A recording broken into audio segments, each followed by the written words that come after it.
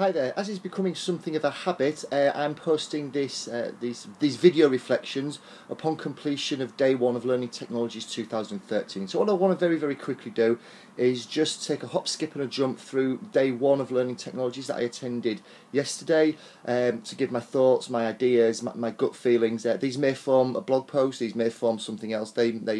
But they probably won't go anywhere, but whether they manifest themselves publicly, I really don't know. So first things first, the keynote.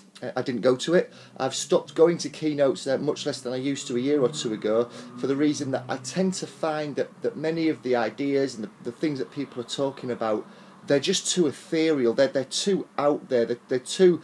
They're too almost out of touch with where I am and what I'm doing and how I'm doing it. I really do enjoy activities and sessions and workshops where there's something real and tangible that I can sink my teeth into, take it back to work and get stuck in with it on Monday morning. And I do find that the keynotes I've been to recently, they've been good, they've been inspirational, but to be honest, because I do a lot of reading online and I follow a lot of people, I'm not really searching for that inspiration when I go to a conference. I'm searching for tangible, real-world activities. I do think keynotes are good for those people that perhaps don't have a great online presence. They're not doing a lot of CPD back in the real world. So I do think keynotes have their place. Just recently, they've not been for me.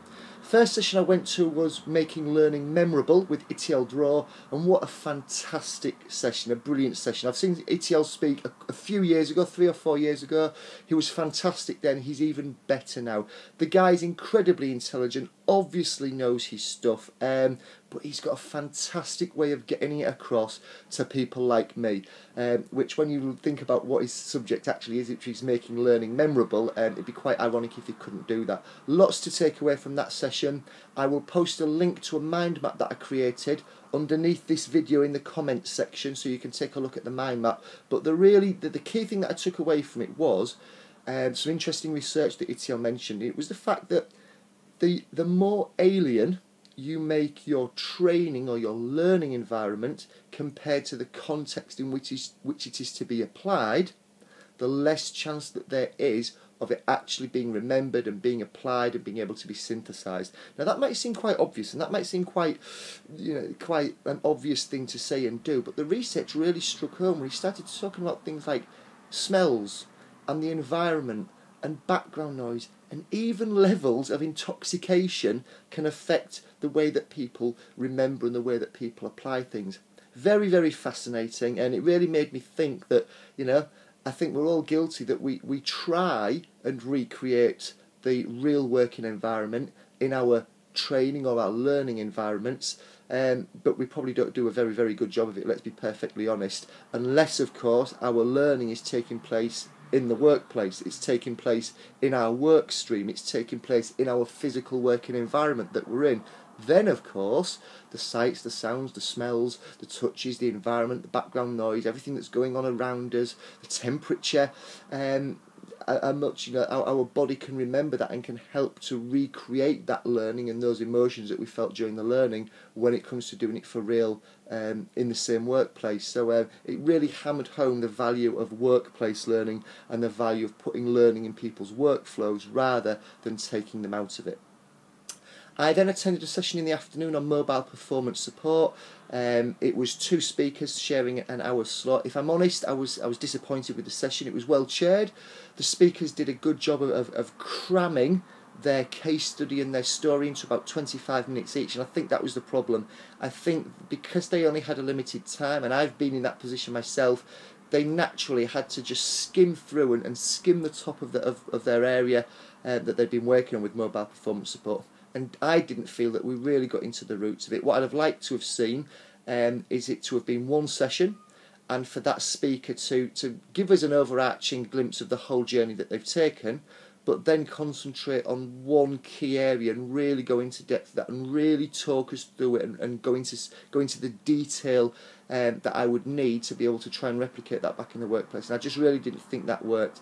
And I've seen a few sessions, not at this conference, but at previous conferences, where people they try and cram 2 people into an hour session, and I think for a lot of subjects it just didn't work. For me yesterday it didn't work, which is when you look at the other mind map that I'm going to post a link to below here, you'll see the level of detail on the second mind map is far less than the level of detail on the first man map. Not because the subject wasn't interesting, it definitely was.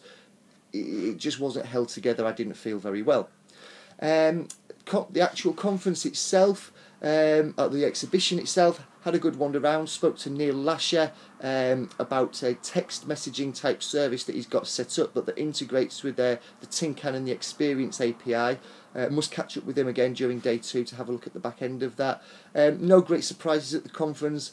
Mobile's big, social's big, multi-device learning is big, so no real surprises. But then again, you know, we haven't really moved that much on since last year, so it's good to see that things are still things haven't dropped off the radar. They're still on the radar, but I didn't see anything new coming on the radar. I'm going to take a look today at Ktango, which was an app that people did use. Somebody in the mobile performance session mentioned it, so I'm going to go have a look at that. I think it's by CertPoint, but I'll Cornerstone, I can't remember. But I'm going to go have a look at that particular tool today. Then in the evening, it was Curation Camp, which was the first time I think that there's been a fringe event at Learning Technology session. It was set up by Martin Cousins, LearnPatch on Twitter. Great session. It consisted of 3 or 4 people talking about the pros and the cons and the advantages, the disadvantages, and their experience and their hesitation over using curation. Very informal, in a pub over a few beers. Fairly noisy, probably not the best environment for it, but it was the first time that Martin had done it, and I think all credit to Martin for having the idea and for actually taking that idea and putting it into practice and doing something tangible with it. So overall, mixed feelings on day 1, from fantastic sessions with Itiel to disappointing sessions, but not on behalf of the speaker themselves, but the actual space and the time that they were allocated. To quite a new experience of speaking at a fringe event yesterday evening. So I'll speak to you in about 24 hours when I recap on day 2. Thanks for watching.